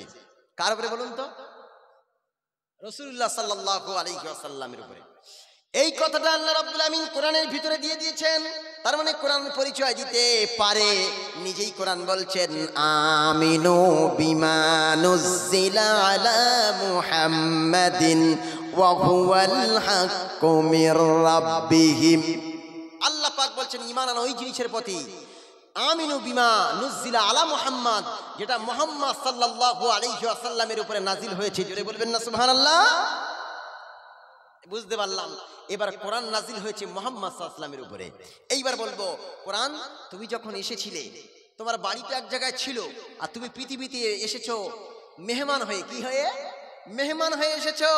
কিয়ামত পর্যন্ত তুমি এই পৃথিবীতে মেহমান থাকবে, মেহমান হয়ে এসেছো। তাহলে বলো তো তোমার বাড়িটা কোথায়? কোরআন আল কারীম সঙ্গে সঙ্গে স্পষ্টভাবে জবাব দেয়, বাল হুয়া কুরআনুম মাজিদুন ফি ফি লাউহিম মাহফুজ। কোরআন তার জবাব দিয়ে দেন। কোরআন বলে আমার বাড়ি হচ্ছে সপ্ত আকাশের উপরে, লৌহে মাহফুজের উপরে, একটি ফলকের লিখিত ফলকের উপরে লিখিত ছিলাম আমি কোরআন। যদি বলুন সুবহানাল্লাহ। তাহলে বুঝলাম কোরআনের বাড়ি ছিল কোথায়? সপ্ত আকাশের উপরে, লৌহে মাহফুজে। লৌহে মাহফুজ হচ্ছে একটি আসমানের মতো এত বড়, আর একটি জমিনের মতো এত চওড়া। একটু জোরে বলুন সুবহানাল্লাহ। এরপরে যদি কোরআনকে জিজ্ঞাসা করি, তুমি যখন এসেছিলে তখন কোন সময় এসেছিলে? সেই সময় রাতের বেলা এসেছিলে না দিনের বেলা এসেছিলে? কোরআন কারীম সঙ্গে সঙ্গে আবার সূরা কদরের প্রথম বলে দেয়, ইন্না আনজালনাহু ফি লাইলাতিল কদর। আমি কোরআন কারীম লাইলাতুল কদরের রাত্রিতে নাজিল হয়েছি। আমি দিনে নয়, আমি রাতের বেলা নাজিল হয়েছি। কখন? রাতের বেলা নাজিল হয়েছি। এইবার কোরআনকে যদি কেউ জিজ্ঞাসা করে, ওরে কোরআন তুই বল, গোটা পৃথিবীর মানুষকে বলে দে তুই যে মাসে নাজিল হয়েছিস সেই মাসটা কি ছিল? মুহররম, সফর, রবিউল আউয়াল, রবিউল সানি, জামাদিউল আউয়াল, জামাদিউল সানি, রজব, শাবান, রমজান, জিলকদ, জিলহজ, 12টি মাস আল্লাহ নাজিল করেছে, তৈরি করেছে। এই 12টি মাসের মধ্যে কোন মাসে নাজিল হয়েছিস কোরআন বলে দে। সঙ্গে সঙ্গে কোরআন বলে শাহরু রমাদান আল্লাযী উনজিলা ফীহিল কুরআন। আমি কোরআন কারীম অন্য কোনো মাসে নাজিল হয় নাই, অন্য কোনো মাসে নাজিল হয় নাই। আমি কোরআন কারীম মহিমান্বিত মাস, সম্মানিত মাস রমজান মাসে আমি কোরআন নাজিল হয়েছি। সুবহানাল্লাহ বলবেন। আপনারা কি আপনাদের পরিচয় দিতে পারেন? আপনারা কি আপনাদের পরিচয় দিতে পারেন? কোরআন তো একটা বই, কোরআন তো একটা বই। এই বই কিন্তু তার পরিচয় দিতে পারে। আপনার ছেলেটাকে যদি মাদ্রাসায় ভর্তি করেন, এই মাদ্রাসার ছেলেটা পুরো কোরআন মুখস্থ বলবে, মুখস্থ। 6666 আয়াত, 30 পারা কোরআন, 114টা সূরা মুখস্থ করে দেবে। সঙ্গে সঙ্গে সে তোমাদের সামনে, আমাদের সামনে, সবার সামনে পড়ে শোনাতে পারবে। জোরে বলবেন না সুবহানাল্লাহ। এরপর যদি কোরআনকে জিজ্ঞাসা করি, ওরে কোরআন তুমি বলে দাও তুমি কেন এসেছিলে এই পৃথিবীতে? কোরআন আল কারীম বলে, কিতাবুন আনজালনাহু ইলাইকা লিতুখরিজান নাসা মিনাজ যুলুমাতি ইলান নূর। কোরআন কারীম বলে আমি বিশ্ব শান্তি করার জন্য, বিশ্ব শান্তি বিরাট করানোর জন্য আমি কোরআন এসেছি। মানুষকে অন্ধকার থেকে টেনে এনে আলোর দিকে আনার জন্য, মানুষকে কুফরি থেকে টেনে এনে ঈমানের দিকে আনার জন্য, মানুষকে জাহান্নাম থেকে টেনে এনে জান্নাতের দিকে পরিচালিত করার জন্য, মানুষকে ভ্রষ্ট রাস্তা থেকে টেনে এনে হেদায়েতের রাস্তায় নিয়ে যাওয়ার জন্য আমি কোরআন আল কারীম পৃথিবীতে এসেছি। জোরে বলুন সুবহানাল্লাহ। কেন এসেছে কোরআন? অন্ধকার থেকে টেনে আনার জন্য, অন্ধকার থেকে, খারাপ পথ থেকে টেনে আনার জন্য। কিন্তু আমরা তো কোরআনের কাছে যাই না। কোরআনের কাছে গেলেই তো কোরআন টেনে ভালো রাস্তায় নিয়ে আসবে। আমরা কোরআনের কাছে যাই না তো, আমরা মদের কাছে যাই, আমরা জুয়ার কাছে যাই, আমরা সুদের কাছে যাই, আমরা অন্যান্য খারাপ জিনিসের কাছে যাই। ওই জন্য খারাপ জিনিস আমাদেরকে টেনে নিয়ে খারাপের দিকে নিয়ে যাচ্ছে। যারা কোরআনের কাছে আসে, কোরআন তাদেরকে টেনে নিয়ে এসে সিমেন্টেড করে দেয়। জোরে বলুন সুবহানাল্লাহ। এরপরে যদি কেউ কোরআনকে জিজ্ঞাসা করে, কোরআন আল কারীম তোমাকে জিজ্ঞাসা করি, তোমাকে যে পেয়েছে, পাওয়ার পরে যদি সে পড়তে চায়, তাহলে পড়তে গেলে সর্বপ্রথমে তাকে কি করতে হবে? পড়তে গেলে সর্বপ্রথমে কোরআনের কাছ থেকে সলিউশন নিতে হবে। ও কোরআন তোমাকে যদি আমরা পড়তে চাই, তাহলে আমাদেরকে কি নীতি মানতে হবে, কি নীতি মেনে কোরআন পড়তে হবে? সঙ্গে সঙ্গে কোরআন বলবে। কোরআন পড়ার সর্বপ্রথম নীতি হলো, কোরআন আল কারীম জানিয়ে দেয়, লা ইয়ামুসসুহু ইল্লাল মুতাহহারুন। যেহেতু এই আয়াতের তাফসীর আল্লাহ রাব্বুল আলামিন লৌহে মাহফুজে যে কোরআন আছে, ওই কোরআনকে স্পর্শ করার কথা উল্লেখ করেছেন, কিন্তু আল্লাহ রাব্বুল আলামিন অন্য জায়গায় রাসূলুল্লাহর মাধ্যমে বলেছেন, লা ইয়ামাসসুহু ইল্লা তাহির, তোমরা পবিত্র অবস্থায় কোরআনকে স্পর্শ করবে না। জোরে বলুন সুবহানাল্লাহ। তাহলে কোরআন পড়া সর্বপ্রথম নিয়ম কি? পবিত্র হতে হবে। গোসলের প্রয়োজন হলে গোসল করতে হবে, অজুর প্রয়োজন হলে অজু করতে হবে, অজু করে গোসল করে তারপর কোরআন পড়তে হয়। এমনি কি পড়া যাবে? মুখে পড়া যাবে, কিন্তু ধরে পড়া যাবে না। মুখে কি? মুখে পড়া যাবে, মুখে পড়া যাবে, বিনা অজুতে মুখে পড়া যাবে, কিন্তু ধরে পড়া, কোরআনে আয়াতের উপরে হাত দিয়ে পড়া নিষেধ। অনেক ফুকাহাদের আবার নিকটে বিনা অজুতে পড়া যায়, হাত দেওয়াও যায়। আবার অনেক ফুকাহাদের নিকটে হাত দেওয়া যাবে না, মুখে পড়া যাবে। সুবহানাল্লাহ বলবেন না? এরপরে 2 নম্বর সলিউশন কি? কোরআনকে যদি আপনি পড়তে চান, 2 নম্বর সলিউশন কোরআন আল কারীমে বলেন, ফাইদা ক্বরাতাল কুরআনা ফাস্তাইজ বিল্লাহি মিনাশ শাইতানির রাজিম। আল্লাহ পাক বলেন, ও পৃথিবীর মানুষ, তোমরা যদি কোরআনকে প্রথমে পড়তে চাও, তাহলে সর্বপ্রথমে কি করো? অজু করো। অজুর পানি না পেলে তায়াম্মাম করো। তায়াম্মাম করে অজু করে পবিত্র হয়ে এইবার কোরআনের কাছে এসো। কোরআনের কাছে এসে কি পড়বে? ফাইদা ক্বরাআতাল কুরআন, যখন তোমরা কোরআন তেলাওয়াত করবে, ফাস্তাইজ বিল্লাহি মিনাশ শাইতানির রাজিম, তোমরা শয়তানের থেকে পানাহা চাইবে। জোরে বলুন না সুবহানাল্লাহ। বডি তো পরিষ্কার করলে, বডি তো পরিষ্কার করলে, শরীর তো পরিষ্কার করলে, এবার ভিতরটা পরিষ্কার করো। কারণ শয়তান তো ধোঁকা দেবে। শয়তান অন্য কোন ইবাদতে যত ধোঁকা না দেয়, তার চাইতে কোরআন পড়ার সময় বেশি ধোঁকা দেয়। নামাজ পড়ার সময় আউযুবিল্লাহ পড়তে হবে, এরকম কোনো জরুরি ব্যাপার আছে? নাই। রোজা রাখার সময় আউযুবিল্লাহ পড়তে হবে, জরুরি কোনো ব্যাপার আছে? নাই। হজ করার সময় আউযুবিল্লাহ পড়তে হবে, জরুরি কোনো ব্যাপার আছে? নাই। কিন্তু কোরআন পড়ার সময় জরুরি হলো কি? ফাইজা ক্বরাআতাল কুরআন, যখন তোমরা কোরআন পড়বে, তুমি কোরআন পড়বে, ফাস্তাইজ। ফাস্তাইজ এখানে আমরের সিগা, আল আমরু লিল উজুব, আমর ওয়াজিবের দিকে ইঙ্গিত করে। আল আমরু লিল উজুব মানে হচ্ছে যখন কোরআন পড়বে তখন আউযুবিল্লাহ বলে শুরু করা ওয়াজিব। জোরে বলুন সুবহানাল্লাহ। কারণ শয়তান নামাজের ভিতরে শয়তান যত ধোঁকা না দেয়, রোজার ভিতরে শয়তান যত ধোঁকা না দেয়, আপনার কিনা অন্যান্য ইবাদতের ব্যাপারে যত ধোঁকা না দেয়, কোরআন কারীম পড়ার ব্যাপারে শয়তান তার চাইতে বেশি ধোঁকা দেয়। জোরে বলুন সুবহানাল্লাহ। সুবহানাল্লাহ, সুবহানাল্লাহ বলা যাবে এখানে? কি বলা যাবে? নাউযুবিল্লাহ। তার মানে আউযুবিল্লাহ পড়ে শুরু করতে হবে।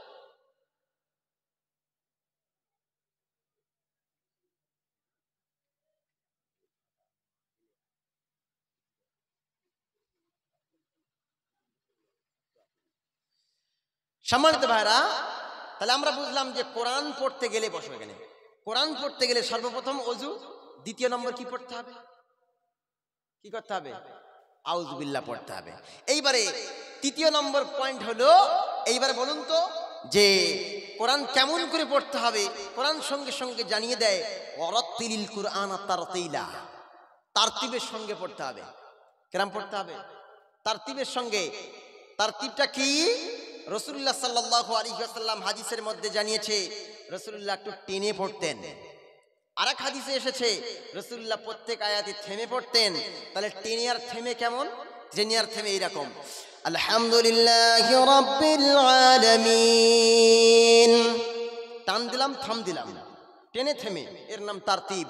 প্রত্যেকটা অক্ষর তার নিজস্ব মাখরাজ থেকে উচ্চারণ করা, যেখানে যেমন টান সেখানে তেমন টান দেওয়া, আর যেখানে যেমন গুন্না আছে সেখানে তেমন গুন্না করা, এর নাম হচ্ছে তারতিল। জোরে বলবেন না সুবহানাল্লাহ। এরপরে যদি কোরআনকে আপনি জিজ্ঞাসা করেন তাহলে কি হবে? ও কোরআন এবার কোথা থেকে পড়বো বলো? বুঝলাম তোমাকে পড়তে গেলে ওযু করা লাগবে, গোসল করা লাগবে, তোমাকে পড়তে গেলে আউযুবিল্লাহ পড়া লাগবে, তোমাকে পড়তে গেলে তারতিবের সঙ্গে পড়া লাগবে। এইবার কোরআন তোমাকে জিজ্ঞাসা করি, তোমার কোথা থেকে পড়বো বলো? এবার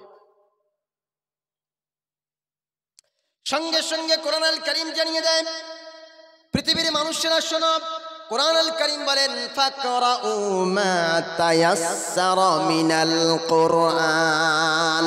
কোরআনের 114টি সূরা আছে, 6666 আয়াত আছে। ও কোরআন বলো, আমরা কোথা থেকে পড়াটা শুরু করব?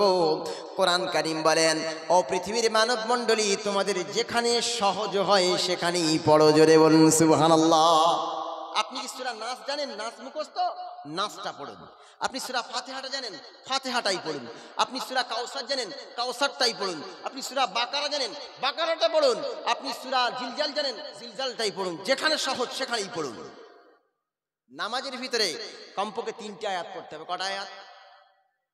বড় আয়াত হলে 1 আয়াত, ছোট আয়াত হলে 3 আয়াত। বড় আয়াত হলে 1 আয়াত, ছোট আয়াত হলে 3 আয়াত। এই 3 আয়াত দিয়ে কেউ যদি নামাজ পড়ে তার নামাজ নির্দ্বিধায় হয়ে যাবে। সুবহানাল্লাহ বলবেন না? তাহলে কি কোরআন শেখা অত কষ্টকর? কোরআন কি শেখা কষ্টকর? কোরআন সহজ। কারণ একটা ছেলে ইংলিশ পড়তে গেলে তাকে 1 বছর সময় দিতে হয়, বাংলা পড়তে গেলে তাকে 5 মাস 6 মাস সময় দিতে হয়। আপনার কিনা হিন্দি পড়তে গেলে, অন্যান্য ভাষা পড়তে গেলে অনেক সময় দিতে হয়, কিন্তু কোরআন পড়তে গেলে মাত্র 15 দিন সময় দেবেন, আপনি আপন ভাবে কোরআন পড়তে পারবেন। জোরে বলুন সুবহানাল্লাহ। কারণটা কি? কারণটা হচ্ছে আল্লাহ রাব্বুল আমিন সহজ বানিয়েছে। কি বানিয়েছে? আল্লাহ রাব্বুল আমিন সূরা কমারের ভিতরে, শুধুমাত্র সূরা কমারের ভিতরে 4 জায়গায় আল্লাহ রাব্বুল আমিন বলেছেন ওয়ালাকাদ ইয়াসসারনাল কুরআনা লিযযিকর ফাহাল মিন মুদ্দাকির। আল্লাহ পাক বলেন সূরা কমারের 4 জায়গায় আল্লাহ জানিয়েছে, ও পৃথিবীর মানুষ, কোরআন কোনো কঠিন কিতাব নয়, কোরআন কোনো দুর্বোধ্য কিতাব নয়, কোরআন কোনো জটিল কিতাব নয়, কোরআন কোনো জটিল গ্রন্থ নয়, সহজ গ্রন্থের নাম হলো কোরআন। আল্লাহ পাক বলছেন, আমি 4 বার একটি কথা 4 বার উচ্চারণ করেছি, ওয়ালাকাদ ইয়াসসারনাল কুরআনা লিযযিকর। আমি এই কোরআন পাঠ করার জন্য, এর থেকে উপদেশ গ্রহণ করার জন্য আমি কোরআনকে সবচাইতে সহজ বানিয়েছি। জোরে বলুন সুবহানাল্লাহ। কি বানিয়েছেন? সহজ বানিয়েছেন। এই কোরআনের বায়ান আর বক্তব্য, এই কোরআনের আমল, এই কোরআনের খিদমত, এই কোরআনের হাফেজ তৈরি হোক, এই মাদ্রাসা থাক কি থাক না, থাকবে না, এটা আপনারা কি চান? যে থাক?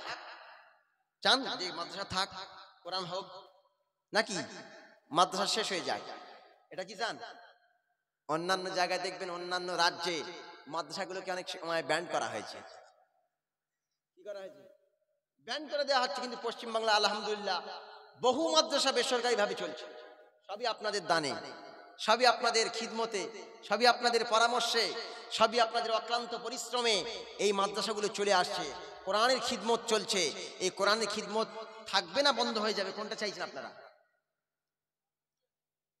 কোরআনের বক্তব্য করলে হাফ লোক উঠে যায়, কি হুজুর একটা আসলে শুধু কোরআনই বলতেছে, আমি কোরআন ছাড়া জানি না, অত কেচ্ছা কাহিনী টানটুন জানি না। ভাই শুধু কোরআন বলতে দাও, সারাদিন বলবো, অসুবিধা নেই। কারণ কোরআনটাই তো বক্তব্য। আল্লাহ পাক তো কোরআনকে বক্তব্য হিসাবে পাঠিয়েছে, বায়ানুল লিন্নাস, গোটা পৃথিবীর মানুষের কাছে বর্ণনা, হুদাল লিন্নাস, গোটা পৃথিবীর সঠিক রাস্তা বলে দেওয়ার কিতাব, বাইয়িনাতুম মিনাল হুদা ওয়াল ফুরকান, হক এবং বাতিলের মাঝখানে পার্থক্য ঘোষিতকারী কোরআন। আমরা কোরআনের বক্তব্য যে শুনি না। আবার কিছু কিছু বাদামের খোলা আছে, যারা বাদামের খোলা বলে 3 ঘন্টা কাটিয়ে দেয়। কিছু কিছু বক্তা আছে যারা একটা জাহাজের ঘটনা বলে 3 ঘন্টা কাটায় আর 5 লাখ টাকা নিয়ে চলে যায়। মনে হয় এরকম বক্তা নাই। আর কোরআনের বক্তারা বক্তব্য করে যদি, কোরআনের বক্তারা বক্তব্য করে যদি টাকা চায়, বলে হুজুর টাকা চেয়ে নেওয়া জায়েজ নয়, কিন্তু ও একটা খোকা মাওলানা ডেকে আনবে 50,000 টাকা দিয়ে। ভুল বললাম নাকি? এক জায়গায় বক্তব্য করতে গিয়েছি, স্করপিও গাড়িতে প্রায় 3 ঘন্টা, কুলতলি থানা, ওখানে বক্তব্য করতে যাওয়ার পরে আমরা গাড়ি ভাড়া 4,500 দিল, আমার মানে 4,000 টাকা। তা আলহামদুলিল্লাহ কিছুই বলি নাই। পরে শুনলাম যে আমার পরে যে বক্তা ছিল, ও ডিমান্ডের বক্তা 15,000 শুধু ঘটনা বলে আর কাঁদায়। ডিমান্ডের বক্তা 15,000 নেবে, আর কোরআন বলা বক্তার 500 টাকা দিলে বুকের কর নেমে যায়। তাহলে এ জাতির কোরআনের প্রতি মহাব্বত বাদ দিয়ে এরা টানের প্রতি মহাব্বত রেখেছে। কথা ঠিক না ভাই? আমরা কোরআন, আমরা টাকা নেওয়ার জন্য আসি না, আমরা আসি কোরআনের বায়ান করার জন্য। অন্তত 2টো মানুষ হলেও যেন কোরআনের কথাগুলো শোনে, কোরআনের বায়ানগুলো শোনে।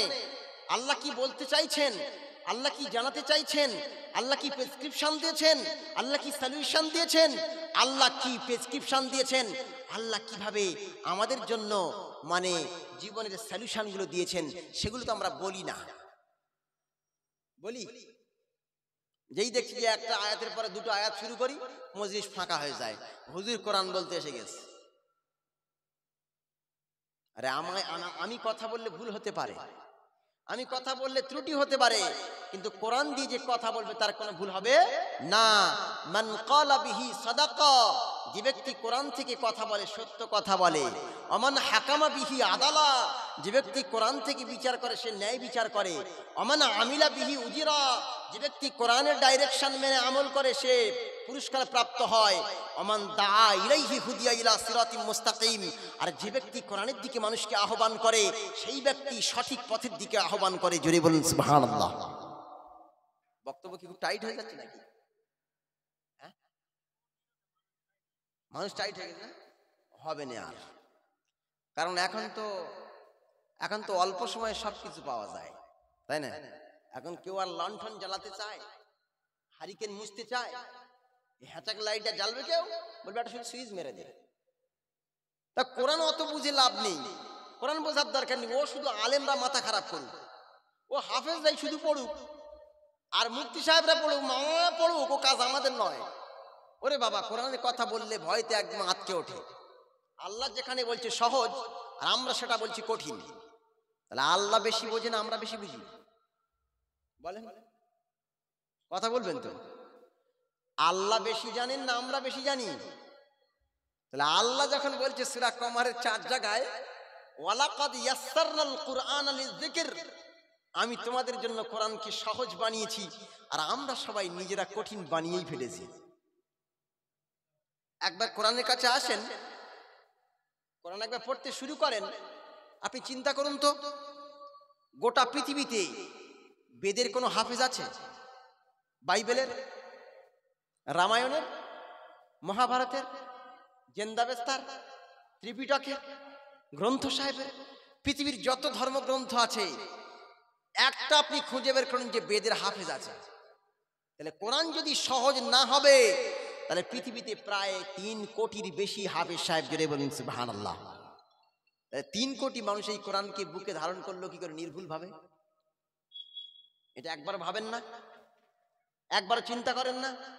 কারণ আল্লাহ বলছেন এই কোরআন আমি নাজিল করেছি, আর এর সংরক্ষণের দায়িত্ব আমি আল্লাহ নিজেই নিয়েছি। জোরে বলুন সুবহানাল্লাহ। কারণ আপনার কিনা তৌরাত নাজিল হয়েছে, তার ভিতরে মানুষ পরিবর্তন করেছে। ইনজিল নাজিল হয়েছে, মানুষ পরিবর্তন করেছে। জাবুর নাজিল হয়েছে, মানুষ পরিবর্তন করেছে। কিন্তু কোরআন নাজিল হয়েছে, তার ভিতরে একটা নোক্তা কেন, একটা জবর জের পেশ কেউ পরিবর্তন করতে পারে নাই। জোরে বলুন সুবহানাল্লাহ। আল্লাহ রাব্বুল আলামিন বলেন, ইন্না নাহনু নাযালনা যিকরা ওয়া ইন্না লাহু লাহাফিজুন। আমি রাব্বুল আলামিন আল্লাহ কোরআন কারীমকে আমি আল্লাহ নিজেই নাজিল করেছি, আর এই কোরআন কারীমকে কিয়ামত পর্যন্ত সংরক্ষণের পূর্ণ দায়িত্ব আমি আল্লাহ নিজেই গ্রহণ করেছি। সংরক্ষণ কিভাবে? কোন পাহাড়ের ভিতরে কি আল্লাহ কোরআন রেখে দিয়েছে? কোন সমুদ্রের নিচে, কোন মাটির ভিতরে, কোন আপনার কিনা জাদুঘরে, অন্য কোথাও কি কোরআন রেখে দিয়েছে? না, কোরআন অন্য কোথাও রেখে দেয় নাই, রেখেছে মানুষের হৃদয়ের ভিতরে। জোরে বলবেন না সুবহানাল্লাহ। এই আপনারা যে মাদ্রাসা করেছেন, এই মাদ্রাসা থেকে একটা হাফেজ হলো না? পৃথিবীতে সব হাফেজ যদি মরে যায়, সব কোরআন যদি ব্যান করে দেওয়া হয়, এই একটা হাফেজ সাহেব বেঁচে আছে, ও শুধু পড়বে আর ইমরান আনোয়ার শুধু লিখবে। কোরআন মরবে? 1 ঘন্টার মধ্যে কোরআন তৈরি হয়ে যাবে। জোরে বলবেন না সুবহানাল্লাহ। আরেকবার জোরে বলেন, আরেকবার মহাব্বত করে বলেন। কারণ আল্লাহ রাব্বুল আলামিন জানেন এই পৃথিবীতে যতদিন মানুষ বেঁচে থাকবে, মানুষ বেঁচে থাকার মধ্য দিয়ে কোনো একটি হাফেজ সাহেব যদি আমি আল্লাহ জীবিত রেখে দিই, এই জীবিত রাখার মাধ্যম হলো কোরআন জীবিত থাকা। আপনাদের এই মাদ্রাসা জীবিত থাকার মানে হলো কোরআনের বক্তব্য বায়ান আর পড়াশোনার জীবিত রাখা। এখান থেকে যদি একজন হাফেজ তৈরি হয় আর সে যদি কোরআনটাকে বুকে ধারণ করে রাখতে পারে, গোটা বিশ্বের কোরআনগুলো যদি সমুদ্রে নিক্ষেপ করা হয়, পৃথিবীর সব হাফেজ সাহেবকে যদি মেরে ফেলা হয়, একজন হাফেজ সাহেব যদি বেঁচে থাকে, একজন আলিম যদি বেঁচে থাকে, একজন হাফেজ শুধু তেলাওয়াত করবে আর আলিম লিখে দেবে, কয়েক দিনের মধ্যে কোরআন আবার জাগ্রত হয়ে যাবে। জোরে বলুন সুবহানাল্লাহ। কি বুঝলেন? যদি পৃথিবীতে শুধু এই কোরআন থাকতো, তাহলে মোদি একদিন বলবে কোরআনকে ব্যান করা হলো, সব কোরআনকে পুড়িয়ে দাও।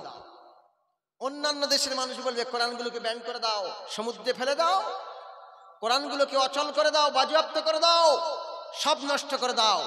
দেওয়ার পরে কিন্তু কোরআন বিলুপ্ত হয়ে যাবে। আল্লাহ এমন মহান কৌশলী, আল্লাহ জানে যে পাহাড়ের মধ্যে রাখলে নষ্ট হয়ে যাবে, জাদুঘরে রাখলে নষ্ট হয়ে যাবে, সমুদ্রের নিচে রাখলে নষ্ট হবে, মাটির নিচে রাখলে নষ্ট হবে। তিনি এমন একটা প্রকোষ্ঠে রাখলেন, এমন একটা জায়গায় সংরক্ষণ করে রাখলেন, সেটা মানুষের স্মৃতিপটে রাখলেন। জোরে বলুন সুবহানাল্লাহ। মনে করেন একটা হাফেজ সাহেব, হাফেজ সাহেব মহাসিন, এই হাফেজ সাহেবকে পৃথিবীর সবচেয়ে হাই কোয়ালিটির একটা মেশিনের ভিতরে ঢুকিয়ে দেন, দিয়ে ফটো করুন তো, দেখুন তোর বুকের ভিতরে কোথায় কোরআন আছে, দেখা যায় কি? দেখা যাবে? দেখা যাবে? ওর মাথার ভিতরে যদি মগজে সিটি স্ক্যান করা হয়, অথবা ভিতরে কোনো পাইপ দিয়ে আল্ট্রাসোনোগ্রাফি করা হয়, অথবা এমআরআই করা হয়, অথবা কোনো হাই কোয়ালিটির মেশিন দিয়ে যদি পরীক্ষা নিরীক্ষা করা হয়, একে কি বোঝা যাবে যে হাফেজ না হাফেজ নয়? যাবে? কারণ মানুষের ব্রেনের ভিতরে কি আছে, কোন পৃথিবীর মায়ের লালের ক্ষমতা আছে? বলবেন তো কথা, কেউ বুঝতে পারবে? তাই যদি মেশিন আবিষ্কার হতো, তাহলে রাস্তা দিয়ে কোনো চোর গেলে ওর ব্রেনের ব্যাপারটা বুঝতে পারতো, চুরি করতে যাচ্ছে, এর ধর, তাই না? আল্লাহ পাক রব্বুল আমিন এমন মহান কৌশলী কোরআন কারীমকে এমন জায়গায় সংরক্ষণ করলেন, মানুষের হৃদয়ে কন্দরে সংরক্ষণ করলেন, মানুষের স্মৃতি পটে সংরক্ষণ করলেন, মানুষের ব্রেন আর মস্তিষ্কের ভিতরে সংরক্ষণ করে দিলেন।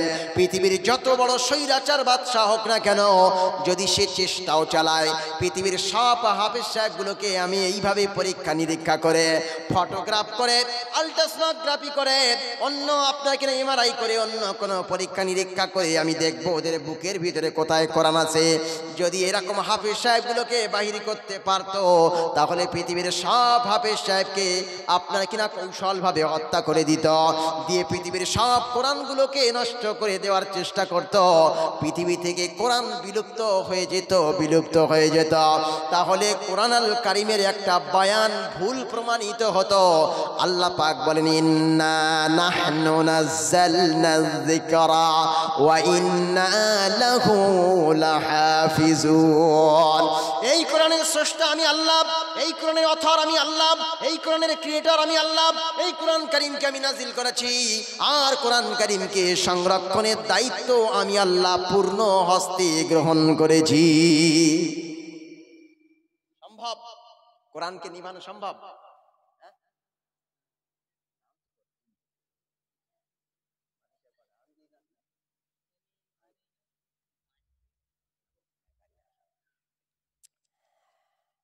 তাহলে কি বুঝলেন? কোরআন কোথায়? বুকের ভিতরে। পৃথিবীর এই যে কিতাব মতো আছে না, এই কিতাব মতো এ তো নষ্ট হয়ে যেতে পারে, এ শেষ হয়ে যেতে পারে। ওই যে বাণীটা মানুষের বুকের ভিতরে আছে, এটা শেষ করা সম্ভব নয়। কারণ এই কোরআনের লাইট, কোরআন একটা লাইট, এর সুইচ একমাত্র কোথায়? আল্লাহর কাছে। কোথায়? আল্লাহ সুইচ অফ করলে কোরআন অফ হয়ে যাবে, আল্লাহ সুইচ অফ না করলে কোরআন অফ হবে না, হচ্ছে না। আর কোনো ব্যক্তি যদি এর সুইচ অফ করতে চায়, যেমন কারেন্টের তার ধরে কেউ যদি ছিঁড়তে চায়, ছিঁড়ে লাইট বন্ধ করবে, শর্ট খেয়ে 12টা বাজবে না? কথা বলে না। কেউ যদি কোরআনের লাইটকে বন্ধ করতে যায়, তার ধরে টানবে তো, তাহলে সে শর্ট খেয়ে 12টা বাজবে না তার? তাহলে কোরআনের সুইচ আছে একমাত্র কোথায়? আল্লাহর কাছে। ওই সুইচ চাপলে বন্ধ হবে না, তো বন্ধ হবে না। আল্লাহ বলছেন, লিয়ুতফিউ নূরাল্লাহি বিআফওয়াহিহিম, আল্লাহু মুতিম্মু নূরিহি ওয়ালাউ কারিহাল কাফিরুন। আল্লাহ বলছেন এই কোরআনের লাইটকে আমি কিয়ামত পর্যন্ত জ্বালিয়ে রাখবই। জুড়ে বলুন সুবহানাল্লাহ। আপনারা কি আপনাদের এই মাদ্রাসায় কোরআনের লাইটকে জ্বালিয়ে রাখতে চান? চান? কে কে চান হাত তোলেন তো দেখি। ঠান্ডার সময় হাত তুলতে কষ্ট হচ্ছে নাকি? আরে ভাই, আমি হাওড়া থেকে আসলাম আপনাদের কাছে কোরআন বলতে, আর আপনারা একটু হাত তুলতে পারবেন না? একটু তাকবীর দেন তো দেখি। নারায়ে তাকবীর। যে কজন পিছনে আছেন সামনে আসবেন নাকি উঠে পালাবেন? অনেক জায়গায় বলি হুজুর একটু ভাইরা একটু সামনে আসুন তো, বলছি সামনে যাওয়া দূরের কথা, উঠে পালিয়ে যায়। একটু সামনে আসা যাবে? একটু আসা যাবে? একটু সবাই উঠে আসেন। সুবহানাল্লাহ ওয়ালহামদুলিল্লাহ লা ইলাহা ইল্লাল্লাহ। সুবহানাল্লাহ ওয়ালহামদুলিল্লাহ লা ইলাহা ইল্লাল্লাহ। আমার এই বক্তব্য সাধারণ মানুষের নয়, তাই না? এ বক্তব্য কোনো আলিমের, কোনো হাফিজের। সাধারণ মানুষকে বললে হুজুর শুধু কোরআন বলে, কারণ এই বক্তব্য আলেমরা শুনলে, হাফেজরা শুনলে তাদের ব্রেন প্রশস্ত হবে যে হুজুর কোন কোন জায়গাতে আয়াত বলল, কিভাবে এটাকে বর্ণনা দিল, এটা তাদের ব্রেন খুলবে। আচ্ছা, আমি বলতে চাই, আপনারা কি আপনাদের মাদ্রাসাকে জীবিত রাখতে চান নাকি শেষ করে দিতে চান? কথা বলবেন তো? রাখতে চান তো? রাখতে গেলে কি প্রয়োজন? একটা মাদ্রাসা পরিচালনা করতে গেলে সবচেয়ে গুরুত্বপূর্ণ জিনিসের নাম হচ্ছে রসদ। কি? মানি লাগবে। কি লাগবে? মানি লাগবে। কারণ মানি ছাড়া পানিও কেনা যায় না। মানি ছাড়া পানিও কেনা যায় না। ফ্রিতে কেউ পানি দেবে? বলবে একটা বিসলারির বোতল দে তো 1 লিটারের, ও 30 টাকা চেয়ে বসে থাকবে। তাহলে ফ্রিতে এখন পানিও কেনা যায় না। তাহলে একটা মাদ্রাসা কি আপনারা ফ্রিতে চালাতে চান? কিভাবে চলবে? আপনাদের দানেই চলবে, আমাদের দানেই চলবে।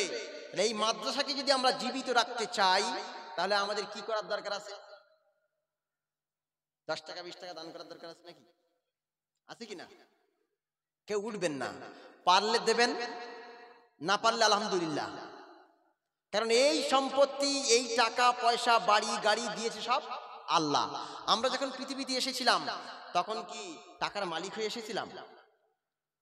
এই মুকেশ আম্বানি কি মানে কোটিপতি হয়ে এসেছিল? এই বিল গেটস কি কোটিপতি হয়ে এসেছিল? এই ইলন মাস্ক কি কোটিপতি হয়ে এসেছিল, নাকি খালি হাতে এসেছিল? কথা বলছেন না কেন? বুঝতে পারছেন না আমার কথা? তাহলে ওরা কি খালি হাতে এসেছিল না কোটিপতি হয়ে? খালি হাতে এসেছিল। তাহলে টাকা দিয়েছে কে? আল্লাহ। সম্পদ দিয়েছে কে? আল্লাহ। ওই আল্লাহর জন্য কি কিছু দান করা যাবে? ইনশাআল্লাহ বলেন। আরে ভাই 1 টাকা হলেও দেবেন। ক টাকা? 1 টাকা হলেও দেবেন। সম্মানিত ভাইরা, দান হচ্ছে as-সাদাকাতু তারাদ্দুল বালা। আপনি কঠিন রোগের মধ্যে আছেন, আপনি কঠিন বিপদের মধ্যে আছেন, কঠিন সমস্যার মধ্যে আছেন, কঠিন বিপদের মধ্যে আছেন। এক ভাই বলতে না বলতে 500 টাকা, জোরে বলবেন না মারহাবা? নারায়ে তাকবীর। আর ভাই একটু তাকবীরটা দেন। নারায়ে তাকবীর, নারায়ে তাকবীর। আর এক মুরব্বি, উনি আর থাকতে পারলেন না, এই 500 টাকা একটি শূন্য কম নিয়ে তিনি চলে এসেছেন। জোরে বলবেন না মারহাবা? আরো জোরে বলেন মারহাবা।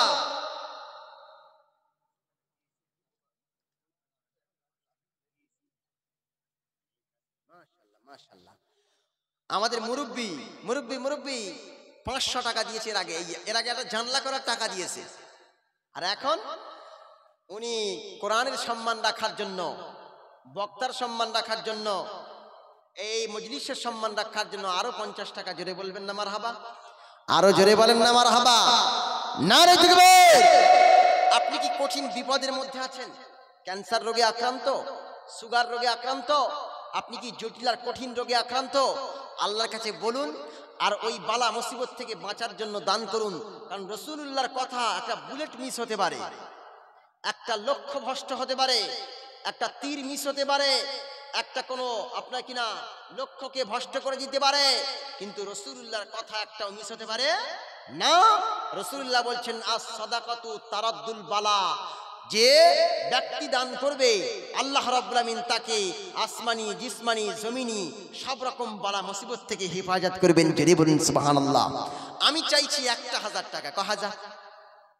1000 আছে কোনো বান্দা 1000 টাকা দিবে? 1000 টাকা উম্মতে মুহাম্মাদির জন্য অফার। কোন বান্দা যদি 1 টাকা দান করে, আল্লাহ রাব্বুল আমিন কিয়ামতের দিনে এটা 10 টাকা বানিয়ে দেবেন। জোরে বলবেন না সুবহানাল্লাহ? কেউ যদি 1000 টাকা দান করে, কিয়ামতের দিনে এটা 1000 নয়, এটা 10,000-এ পরিণত হবে। জোরে বলুন সুবহানাল্লাহ। এই পৃথিবীটা একটা মরা মুরগির মতো। কার মতো? আর দুনিয়া জিফাতুন, দুনিয়া হচ্ছে মরা লাশ, পচা লাশ। 50 টাকা দিয়ে কি আপনি একটা মরা মুরগি কিনবেন? কথা বলেন না কেন?